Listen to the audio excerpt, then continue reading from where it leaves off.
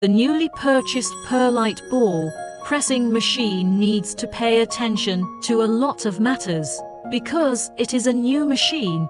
So, in the run-in period of the use and maintenance of perlite ball pressing machine, should pay special attention to the formation of customary maintenance of equipment.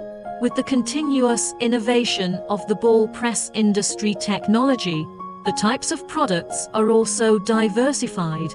The position of perlite ball press is also more and more important, as long as good treatment of ball press equipment to better customer service in the use of more reasonable maintenance and maintenance of perlite ball pressing machine, so as to better ensure the timely operation of perlite ball pressing machine, prolong the service life of the equipment, and improve the working efficiency of perlite ball press.